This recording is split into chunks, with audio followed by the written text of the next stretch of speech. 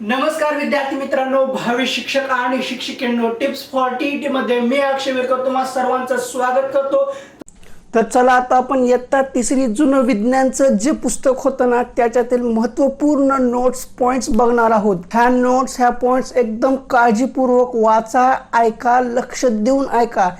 अरे एवढंसं छोटंसं तिसरीचं पुस्तक आहे आणि आपण काय विचार करतो, तिसरीचं आहे येते वजन मारायचं नाही। अरे तिसरीचं असलं म्हणून काय झालं, खूप महत्त्वाचं आहे आणि याच्यामध्ये अशा गोष्टी आहेत, असे पॉईंट आहेत ते आपल्याला सुद्धा माहिती नाहीत, म्हणून त्यासाठी नीट लक्ष देऊन ऐका। आणि एवढ्या पुस्तकातून आत्तापर्यंत 10 प्रश्न पडलेले आहेत तिसरीच्या पुस्तकातून। तिसरीचं विज्ञानचं जे पुस्तक आहे ना त्याच्यातून 10 प्रश्न आले होते। ह्या नोट्स वाचताना ऐकताना तुम्हाला लक्षात येईल। तर चला आता आपण नोट्स पाहू। छाती, पोट आणि पाठ यांना एकत्रितपणे धड म्हणतात। छाती, पोट आणि पाठ यांना एकत्रितपणे धड म्हणतात। डोके आणि धड यांना जोडणाऱ्या भागास मान म्हणतात। हात, पाय धडाला जोडलेले असतात।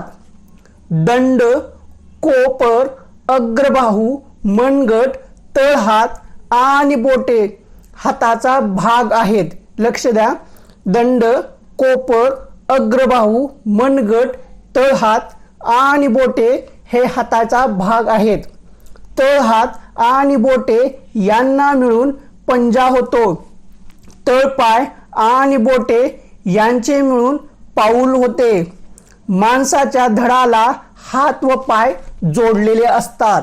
पक्ष्यांच्या धडाला पाय व पंख जोडलेले असतात। पक्ष्यांच्या धडाला पाय व पंख जोडलेले असतात। प्राण्यांच्या धडाला पाय जोडलेले असतात। झुरळ, कोळी, गोम यांना 4हून अधिक पाय असतात।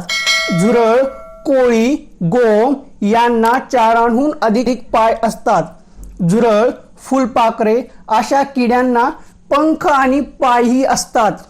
वनस्पतीचे मूळ, खोड, पान, फूल, फळ हे अवयव आहेत। फांद्या खोडाचाच भाग आहे। माकडांना पुढील पायांचा उपयोग हातासारखा करता येतो। माकडांना पुढील पायाचा उपयोग हातासारखा करता येतो। तयार साहित्याची जुळणी करून जी घरे बांधली जातात त्यांना पूर्वरचित घरे असे म्हणतात। आता हा प्रश्न टीईटीला विचारला गेला होता आपला पेपर 1 मध्ये। आपल्याला कापूस, केळ, काटेसावर, नारळ, आंबाडी, ताग, गायपात या वनस्पतींपासून धागा मिळतो।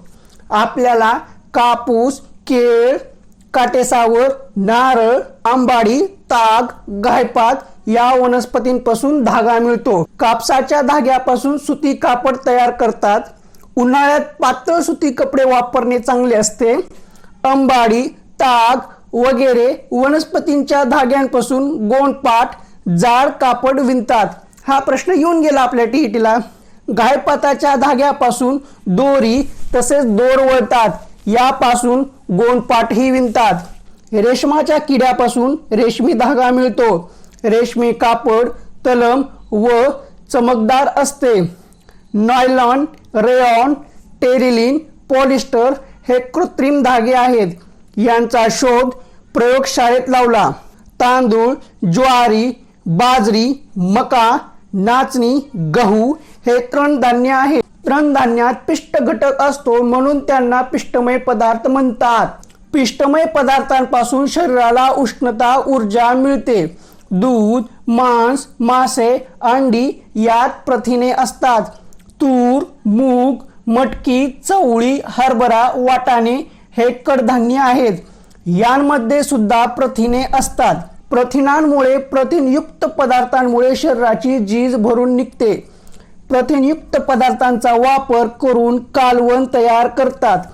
तेल, तूप, लोणी यांना स्निग्ध पदार्थ म्हणतात। स्निग्ध पदार्थामुळे शरीराला सर्वाधिक ऊर्जा प्राप्त होते।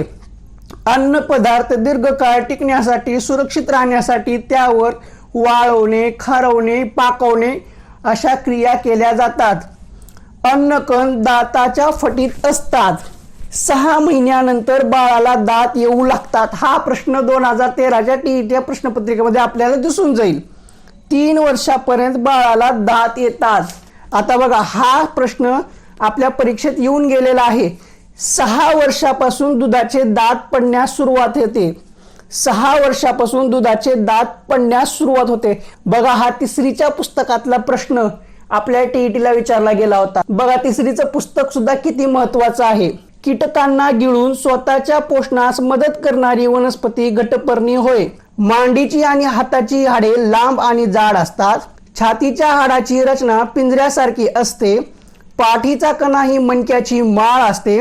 हाडांमध्ये कॅल्शियम आणि फॉस्फरस हे घटक असतात आणि क्लोजान हा तंतुमय पदार्थ असतो. बघा, हे लगातार 3 प्रश्न आपल्या टीईटीच्या परीक्षेला आलेले आहेत. कंटिन्यू मध्ये आहे. हा बघा, नोट्स मधले कंटिन्यू मध्ये 3 प्रश्न आपल्या टीईटीला विचारून गेलेले आहेत. आणि तुम्ही ह्या नोट्स चेक करा. ह्या नोट्स 2017ला मी तेव्हा काढलेले आहेत, तेव्हाच्या नोट्स आहेत आणि आपल्या किती परीक्षेला विचारलेले आहेत बघा याच्यामधले प्रश्न. हाडांमध्ये कॅल्शियम आणि फॉस्फरस हे घटक असतात आणि क्लोजान हा तंतुमय पदार्थ असतो. मूल जन्माला येते तेव्हा 270 हाडे असतात. पूर्ण वाढ झालेल्या मानवी शरीरात 206 हाडे असतात. पूर्ण वाढ झालेल्या मानवी शरीरात 206 हाडे असतात. तुम्ही प्रश्नपत्रिका चेक करा, तुम्हाला हा प्रश्न सापडून जाईल त्याच्यामध्ये. कोळी या किड्याला 8 पाय असतात. नारळ, पाम या वनस्पतींना फांद्या नसतात. द्राक्षे व पपई बिया नसलेली फळे आहेत. खोडावर झुपक्याने येणाऱ्या घाणेरी, कोथिंबीर या वनस्पती आहेत. खोडावर एक एक फूल स्वतंत्रपणे सुटे सुटे येणाऱ्या वनस्पती जास्वंद, कमळ आहेत.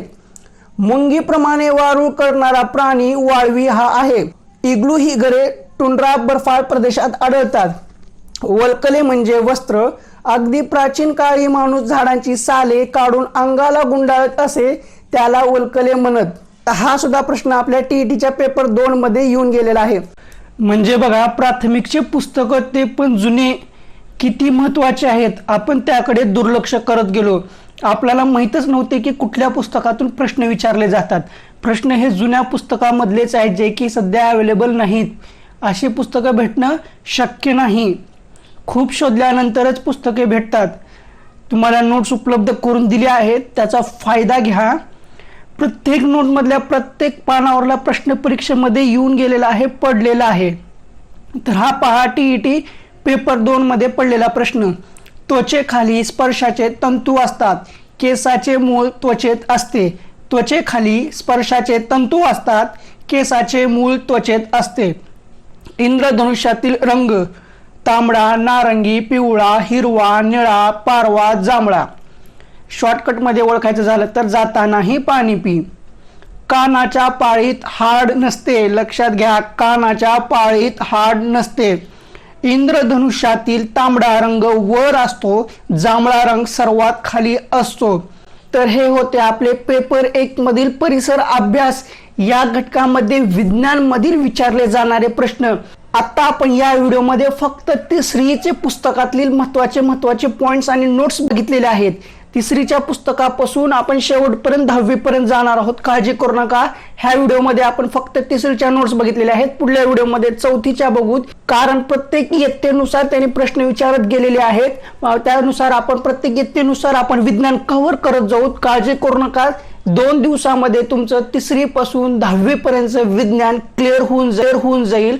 आणि ह्या नोट्स वाचताना ऐकताना तुम्हाला लक्षात येईल की मी काढलेल्या प्रत्येक पानावरले प्रश्न आतापर्यंतच्या आपल्या टीईटी मध्ये पडलेले आहेत आणि पुढल्या येणाऱ्या परीक्षेमध्ये सुद्धा पडतीलच. त्यामुळं नोट्स प्लीज काळजीपूर्वक